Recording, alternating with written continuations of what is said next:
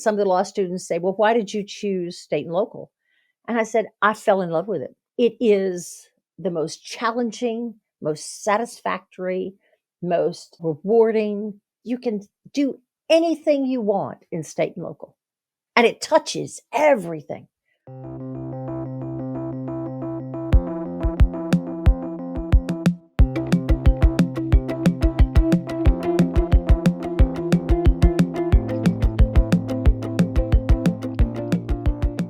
Hello, everyone, and welcome back to the SALTovation Podcast. Today, we have with us Stephanie Lipinski Galland. We're so excited to talk to her.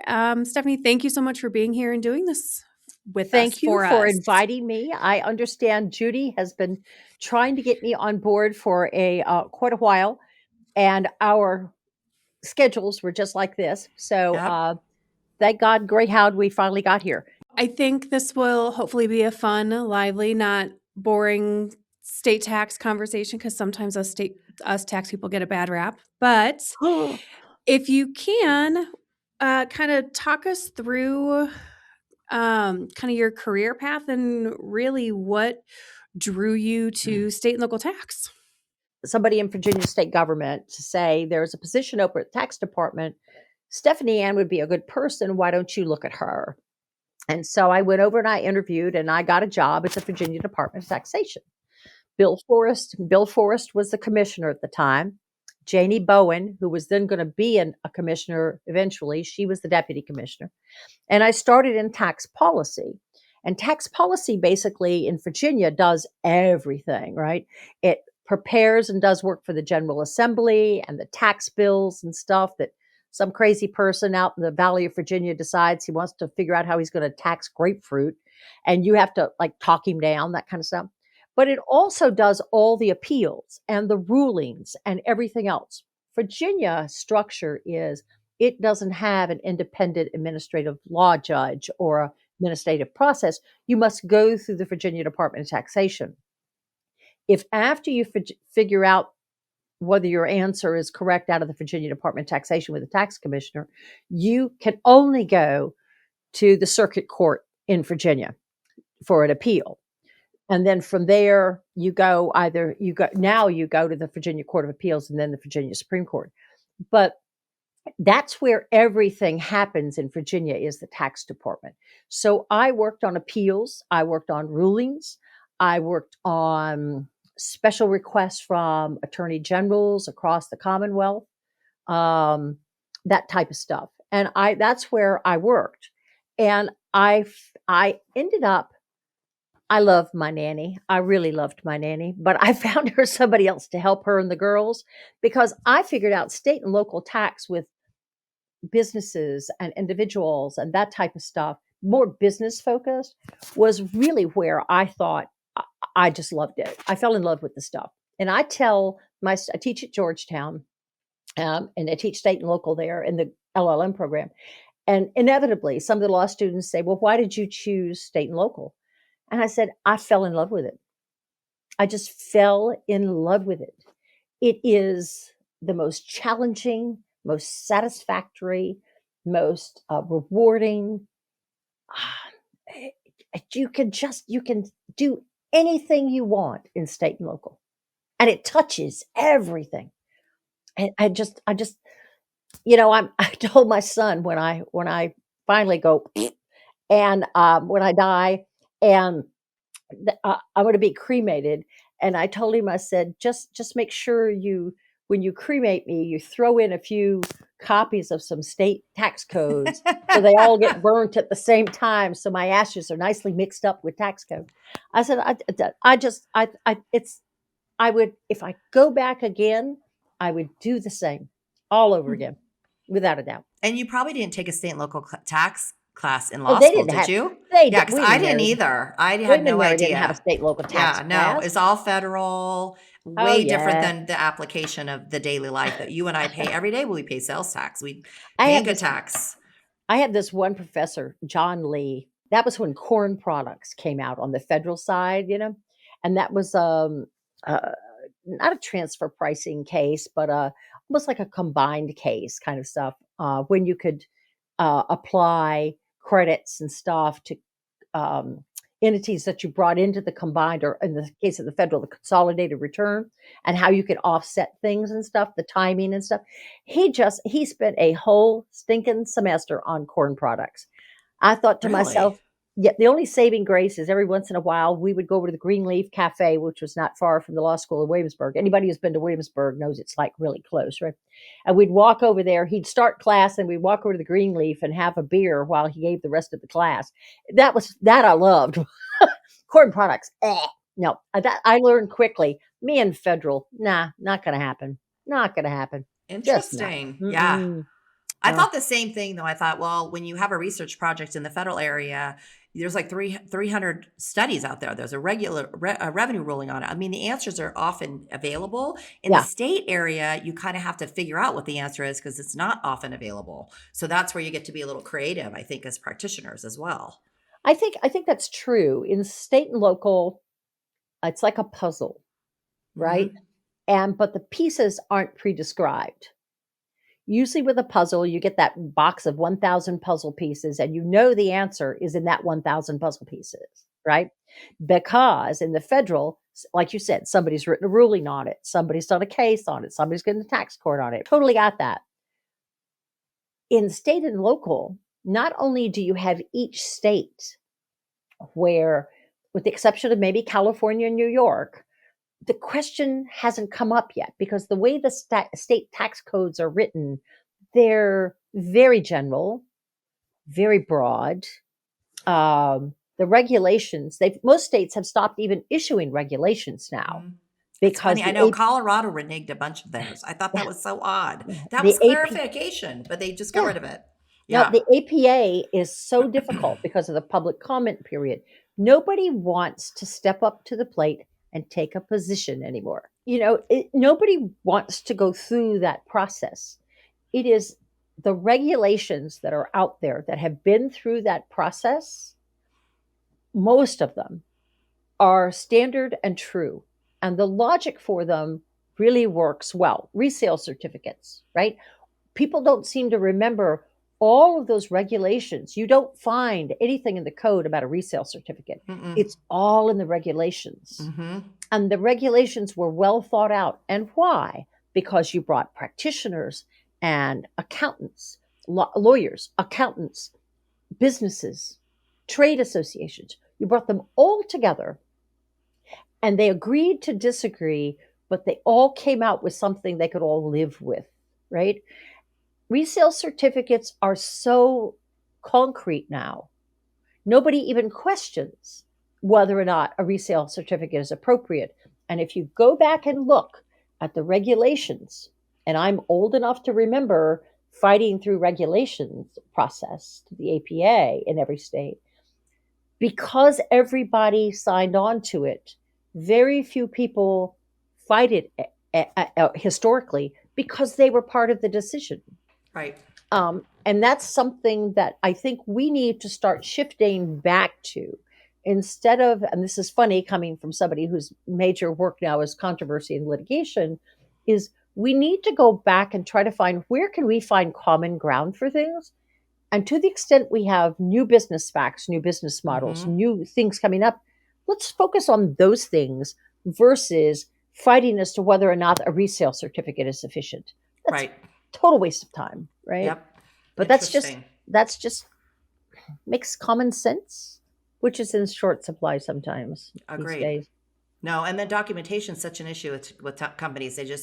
They don't think they have to do something if it's just reporting a negative. So there's a little bit of issue, especially now that the internet opens the world to everybody. I mean, everybody's open for business everywhere, all the time. So if you're not going to prohibit a sale somewhere, you're going to sell somewhere, which means you're going to have a state impact. So I think, that's just, you started in a bricks world and now you're in a clicks world. I started in bricks and mortar, and that was one of the questions that you had shared with me earlier as a starter point, is I worked for Gap.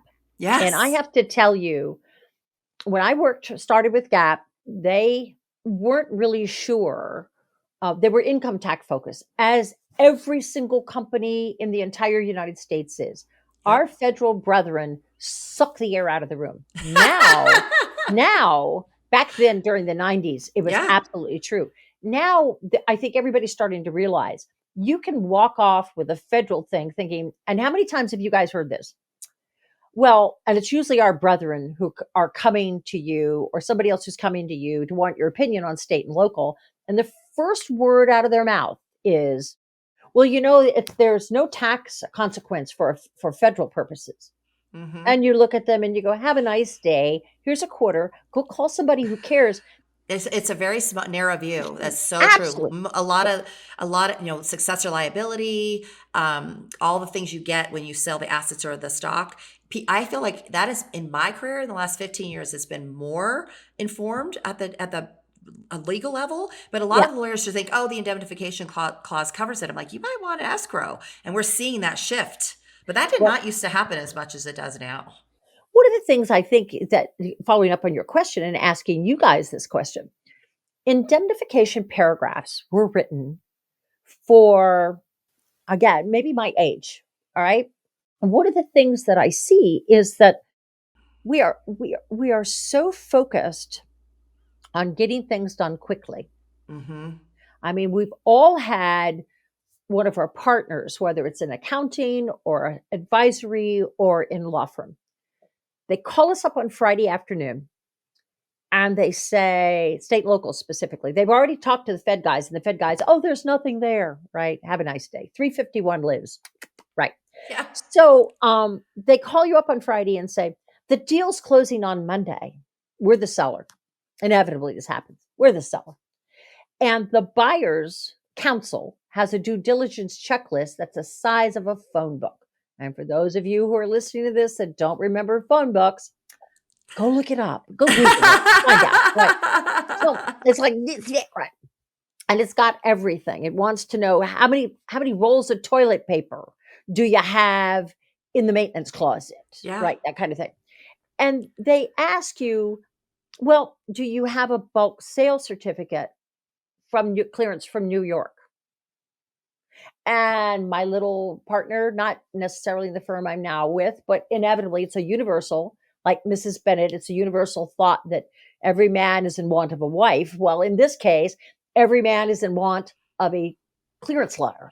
Yes. And I'm going, sweetie, I love you, but here's the code section in New York. It says, thou shalt contact us 10 days before the settlement to get, and preferably earlier, to get this bulk sale clearance letter. Well, they can't mean that. No, New York just wakes up one morning and decides it wants to do something because, Anderson Cooper isn't going to do the New Year's Eve party. So they were thinking about doing something else. Police, they cannot seem to grasp why I can't get them a Right. New York tax clearance letter 4 days, a 10-day clearance letter, 4 days before the transaction signs on Monday. They think Stephanie Ann is sitting back there playing baby games with me. Honey, if I was going to play baby games with you, it'd be on something way better than this. Yeah. Because at least this has got statutory, purpose. Right. They don't understand that. They don't. The planning see ahead that. is an issue. Agreed. Planning ahead is not something that And then they we're look caught at. in the bubble of like last minute trying to figure it out. It's really challenging. State and local is something that it's a day late, a dollar short, because our federal brethren still have control over stuff.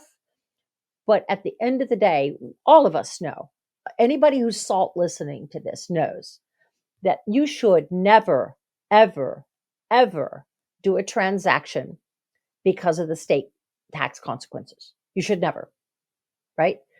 But it can be the difference between whether or not you're going to hold something in escrow and not. When these paragraphs, these are boilerplate contract language in contracts on, we will hold it, until the deal is, till we figure out the tax consequences. We all know the biggest issues are state tax consequences. We all know how long it takes for auditors in states to get around to auditing. We all know by the time you go through the administrative process complaining about this assessment can't be right, you're looking at 3 to 5 years. Yes. What group in making, let's make a deal in these days, is going to let something sit in escrow for 3 to 5 years. My stars, in 3 to 5 years, they've already sold the company they just bought and they're on to something else. Do you think for a moment they're going to do that? They're not. The best thing to do and the most practical thing to do is figure if you can quantify how much it's going to hit them at the worst case scenario and tell them lower your price. And use, oh my God, you would think I just told them they were going to have to sink the Titanic again. Oh my God, we can't do that. We can't do that. You will not be, that indemnification paragraph is worth the paper it's written on. And most of the times now it's not written on paper, it's electronic, right? It's not worth anything. Yeah, no, it's true. This is the whole transition that we're going through right now with electronic and stuff, and the whole business modeling. Business models change every 15 to 20 days now. Yeah. This is part of the excitement of state and local is that you get to sit there and you get to look. I mean, you ladies do this you get this all the time, right? Right. We have to look at the transactions. What are we doing? Where is it at? Who has it? Why did you buy it? Where did you sell it? Yeah. All the things. We have a checklist, right? That we want to know. I need to see the contracts. I need to see this. I need to see the settlement. I need to see the memorandum of understanding. Well, why do you need that?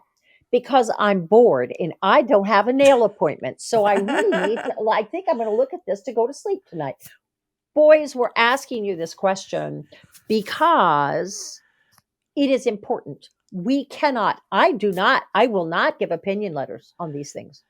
If you don't give me all of the population of the documents I need, right, you're not getting anything from me. Why would I be that stupid? So what you're saying is escrows are useless, lower the purchase price if you don't deal with your state and local tax issues. Absolutely. So, and no one will do that because they like the number, like the big top number is very important to them. Oh, because they all want to go someplace and sit around and talk in a circular firing squad about, well, I just did that. And we've heard this. You hear this all the time. Yeah. I just did this big deal and I just did that big deal. And bless your hearts. Have a nice day, sweetheart. At the end of the day, it is the granular that will kill you. Yeah. We all know that in litigation, which is the proof point to all of this, you can make any business deal you want. Make it. Who cares? Then there's the assessment for tax purposes. Here's the assessment. And then what does that do? Litigation. That is the proof in the pudding of all of it. And then it comes down to settling is like you don't have good documentation. So you're still hedging that bet between the assessment and the ultimate payment to the state because you don't have good docs from what you did previously, maybe. So then you're kind of stuck with bad facts. Here's one of the things, though, that I think is interesting. I think we all agree, we're now moved in from paper to electronic, right? Everything is an electronic, everything, right? I don't have a problem with that. Great, no problem, right? Saves the paperwork. If you could look at the file cabinets I have in the back of behind me, I'm in my home office. File that like stacked up with binders. I like binders, right? Binders. Okay.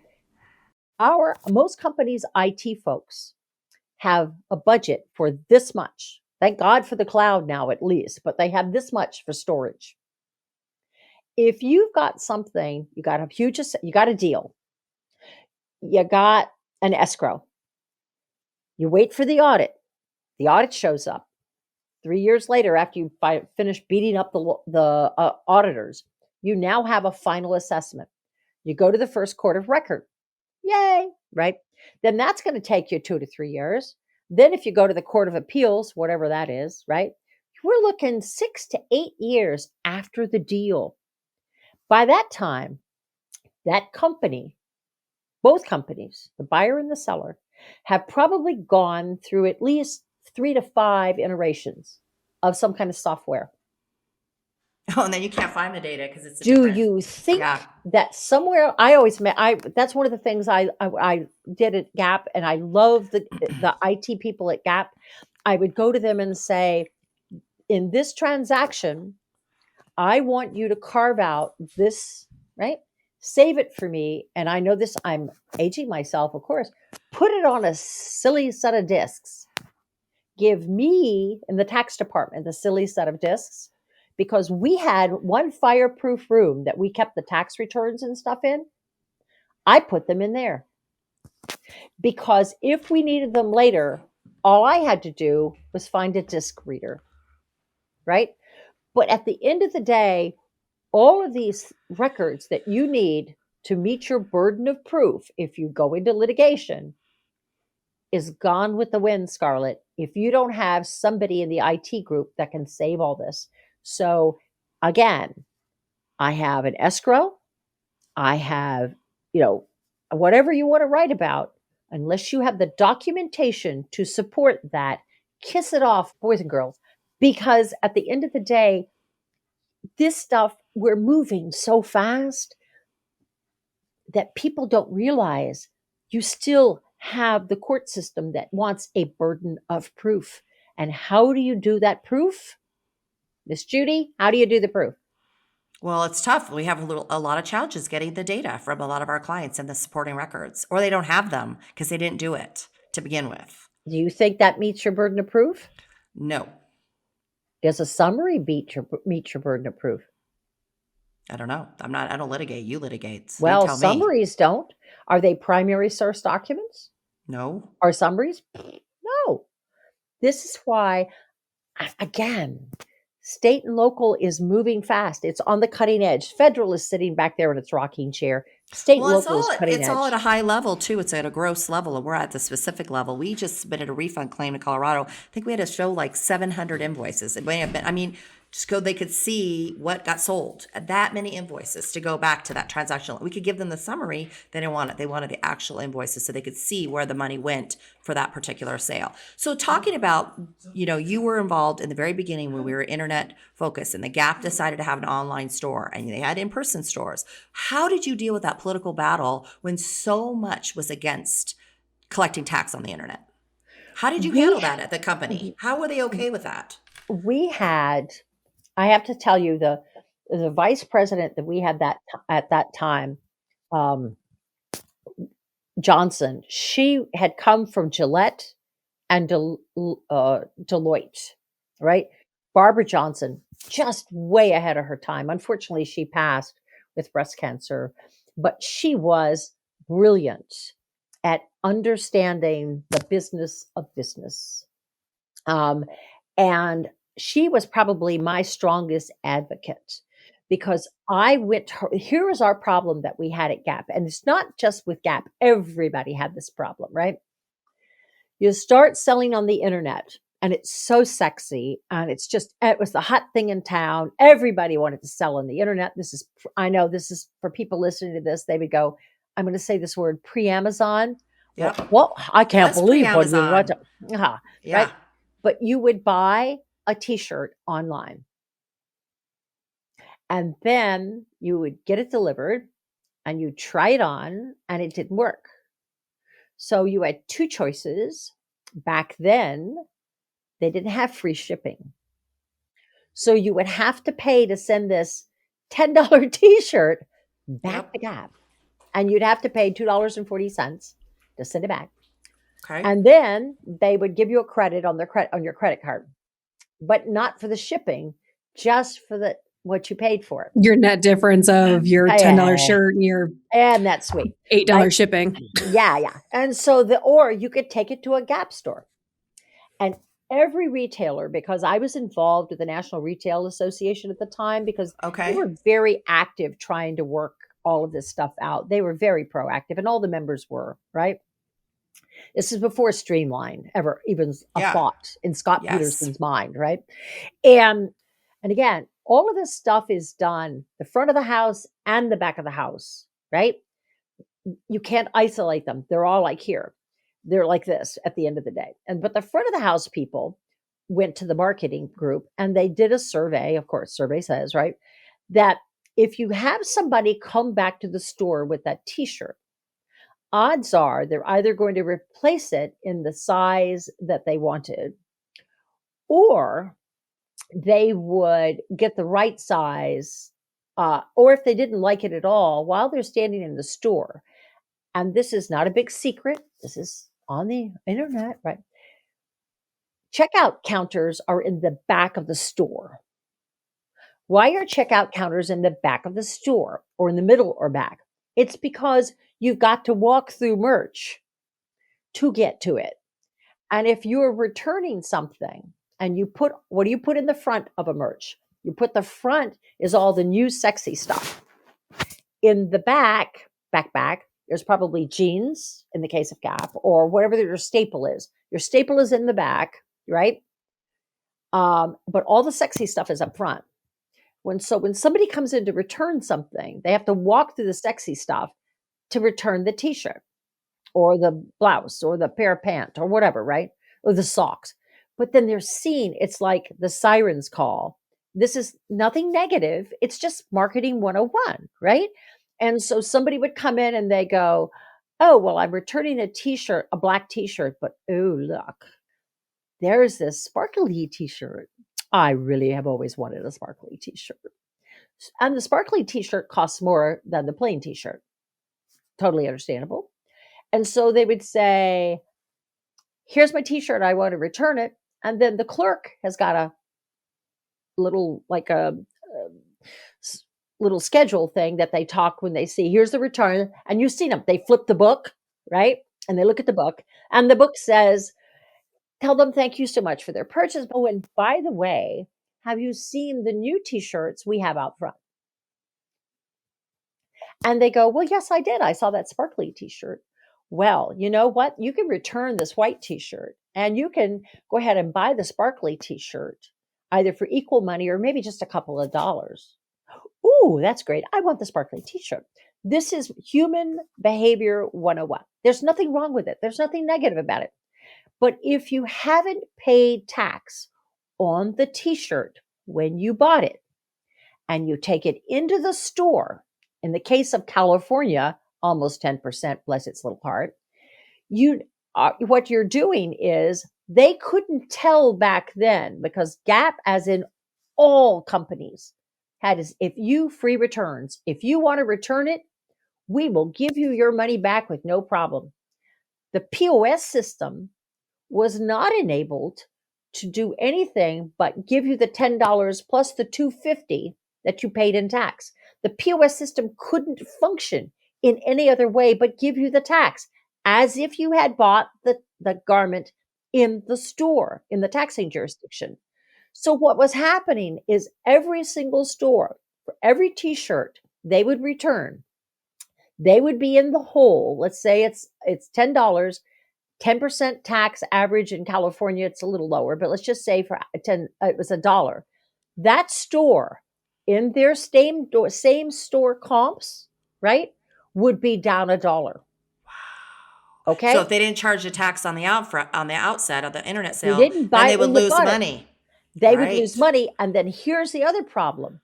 When the auditors, sales tax auditors came in, you were giving tax away that you hadn't collected previously. So when you look at the credits, you know how this works, guys, right? When you see your sales tax return, gross receipts, returns, and it assumes that you gave the tax back. But when you look at the tax key on the POS system, it didn't balance. It just couldn't balance. I mean, this has nothing to do with being altruistic or sweet and adorable or anything else like that. The POS systems don't balance. Now, these days, the POS systems are way, way more sophisticated, right? But you could probably could account for it. But at the end of the day, and remember, if your auditor came in and your auditor, what's like the biggest shopping of the world? Christmas, right? Everybody buys online. Everybody goes back to the store with the stuff. They get the money, right? And you get the money back. They get taxed. They haven't paid back, right? The month of January and into the first 2 weeks of February was hell. And if the auditor picked those dates, that 6-week period, it was going to be skewed. And think about sampling. Don Fisher, who was the founder of Gap, was a very, very, very smart man. He understood fashion. He understood people. He understood everything. He saw that. And we had the CFO at the time, Warren Hashhagen. He had come from accounting. He got it. Barbara got it, right? And so we had to sell it to the front of the house because the front of the house just, well, we want that. Well, first we said no returns to stores. They went berserk because they saw the marketing numbers. But what we ended up having to tell them was, okay, if you want to take this stuff back and you want to take the hit when the audit comes, what we're going to do is we're going to hit your store because we can identify what store this happened with God, remember tape, tape receipts, the cash register rolls, right? We can find out what store this happened to, and we're going to hit your not your financial. We're going to hit your management books. And remember, managers, the front of the house gets bonuses based on how much they sell. Sure. And how much they realize. Yep. And if you're getting hit with this, that's going to reduce the amount of your gross. Everything by 10%. Yeah. Then what happens? They don't get their bonuses. That is the stuff. This is why I'm a firm believer in, and I know this is funny coming from me, keep your mouth shut and listen to what it is they're saying. Listen to what your clients are telling you. Where is their pain? What is bothering them? It could be ego, not ego. It could be they're expressing frustration. They're expressing frustration about their internal systems, whatever it is. Listen to them first. Stop telling them what you think they should do and listen to them. And they will tell you what their pain is. And then you can craft how you're going to share with them back about here are your options on how you can deal with this. It goes from this point to this point, painful to not painful. So when the gap was originally online, did they collect tax out of the box, or did they take a beat to figure it out? We collected tax outside of the box. So you decided originally, right? So at the beginning, you launch and you're collecting tax at point of sale, correct? Yep. I mean, that was kind of revolutionary then. It was. How many people at the company were getting pushback because the Gap was doing that? Think about Barnes and some of those companies don't exist anymore because of sales tax, I believe. I think that is one of the contributing factors to sometimes why companies failed. But again, you have to do that balance. And people would come in and say, well, I can go, because at the time, the Limited was the big rival of Gap. Right, out of Ohio, okay. Right? Whatever his name is, out of the Limited, Victoria's Secret, the Limited, a bunch of companies like that, and they weren't charging tax at all. They're no longer in existence. Gap is in existence. Really? They're no longer in existence. Well, the Limited is still around. So is but it's not owned but it's not owned by the previous owner. It's been sold. They were sold. The thing that I appreciate so much about the 10 years I spent at Gap was I learned about the business of business. Oh yeah. And a big retailer, international, multi-state. Absolutely. Big footprint, multiple brands. That's a big deal. I learned Canadian GST, PST, provincial taxes. Right. Yes. I learned Japanese taxes. I learned European taxes, VAT taxes, right? But I learned about the business. I look at my client and I tell them, I cannot tell you to break the law. I cannot, and I will not. But what I will give you is here are the options you have, and here are the consequences of these options, right? This side is absolutely, positively, 100% in compliance with the law. It may cost you $28,000 a month to comply with filing one return that you're reporting $10 on. And the other side is you don't report and you accrue, right? This is the beautiful thing about accounting, right? You put it into a contra account, you accrue, you carry it over for 3 years, you still file, you carry it over for 3 years for the statute of limitations. And then if you don't bingo that they've audited, they get a notification of audit. then you could possibly write that back into income. But here's this and here's that. I'm giving you the option. I'm telling you what the law says. I'm telling you what the consequences of each part of this continuum is. You make the business decision.